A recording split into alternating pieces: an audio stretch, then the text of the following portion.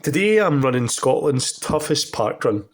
As you can imagine, at the start line I was psyching myself up, thinking about race strategy, thinking about how tough the race was going to be, all in my own wee zone, when suddenly I was sideswiped and starstruck to realise I was standing next to a celebrity. Who do you think that could be? Well, while you have a think about that, I would ask that you smash the subscribe button and make it rain with likes. Every subscribe you give me helps me to keep making content. So who did you guess that the celebrity was? Did you guess The Rock? Donald Trump? Jesus? Well, if you're Scottish and over 30, you'll almost definitely remember this guy for his New Year's Eve specials of the show Only an Excuse. It's Jonathan Watson. Okay, so he might not be a Hollywood A-list celebrity, but in my family and many others across Scotland, he's a Hogmanay icon. And considering he's out today smashing Scotland's hardest parkrun in his mid-60s, he's a bit of an all-round legend. I could have gone up to him like a man and said hello, but I didn't because I was fear. So I just parkrun paparazzi'd him out the corner of my camera before the race director set us off. What a wimp.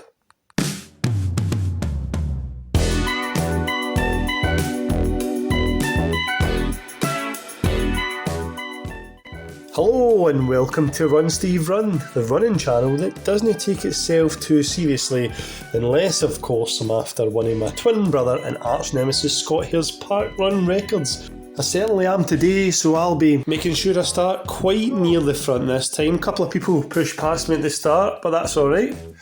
We're going to start on an uphill here, and quite a few people can pass me. I'm in 22nd place, so certainly no at the front, but near enough to the front. It's quite tight here at the start of Drumchapel Parkrun, so there's not a lot of opportunity for overtaking.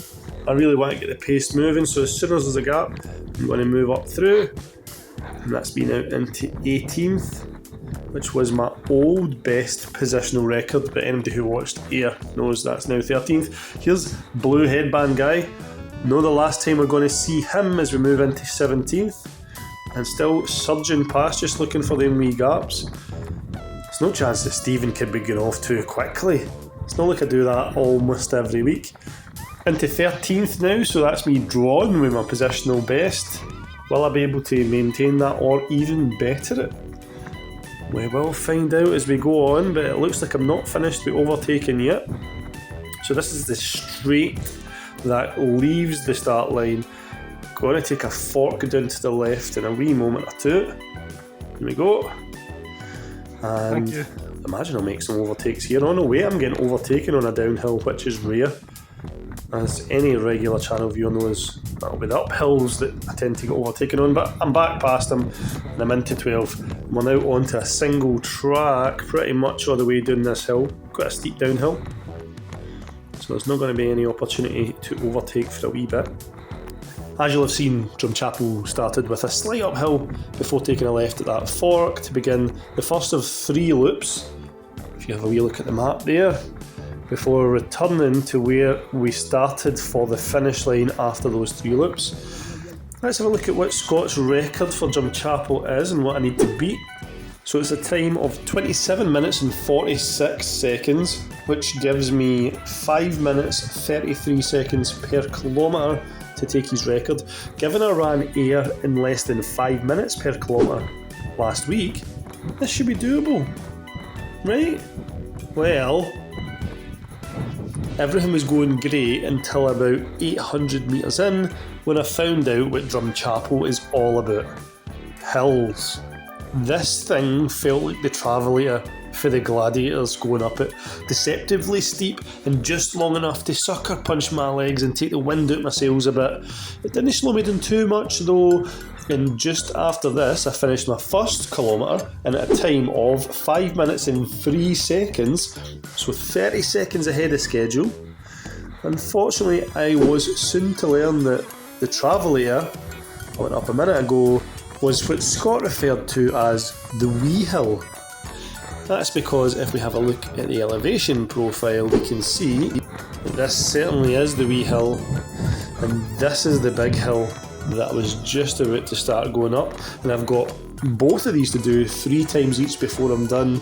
It's no wonder the Power of 10 website ranks Drumchapel 690th fastest parkrun out of 706 in the UK, so very much one of the slowest because it's very much one of the hardest. Thank God it's dry, or these hilly trails would have been absolutely brutal. Reaching the top of the second hill, I definitely was beginning to realise that the early pace had been too fast and definitely needed to slow down and back off. You can see many of those runners I'd passed, and my early subs now go back past me here. They have wisely started off conservatively and are not beginning to blow up like I seem to be as I'm about to start my second lap. And as I begin my descent down into the second loop, I can feel my legs a bit shaky, far too shaky for this early in the day. I finished my second kilometre in a time of 5:29, which is bang on pace and exactly what I need to do to take down Scott's record. I'm not feeling great, but all I need to do is maintain this steady pace, right? Well, given that I've just finished a steep descent, that can only mean one thing, that the Travelator is back for its second appearance, and this time it's made me its bitch. My heart rate gets too high and I am forced to walk, but it's no just the hills making me their bitch as Blue Headband Guy comes back past me, making that earlier overtake seem completely pointless. I continued to walk the rest of the hill, contemplating whether it was time to give up, but this is Run Steve Run, not Walk Steve Walk, so once I got to the top, I mustered up another jog. Only halfway through the race and I'm struggling.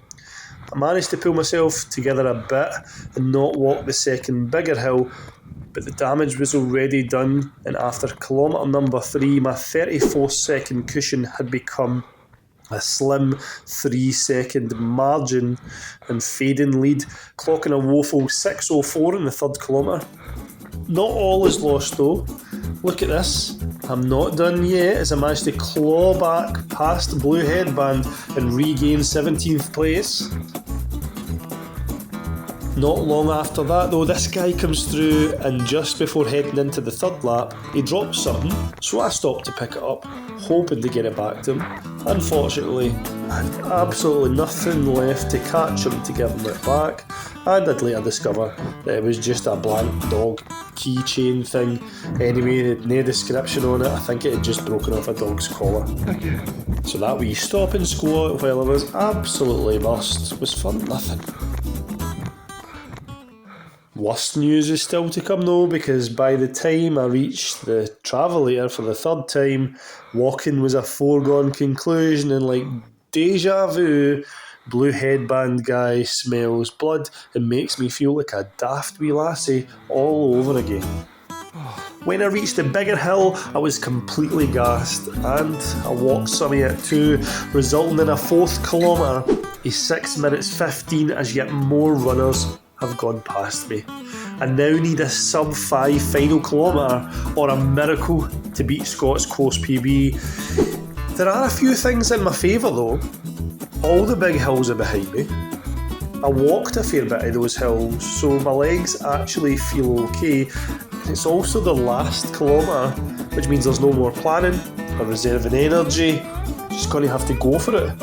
I kind of start to realise that I'm in decent shape, and whilst I've not got a lot of time, I have got everything to give. So I looked at my watch. I knew it could be possible if I dug really deep, and as I passed this marshal for the last time, opened up the full throttle, it was met by an unexpected surprise as I saw a Blue Headband Guy on the path ahead.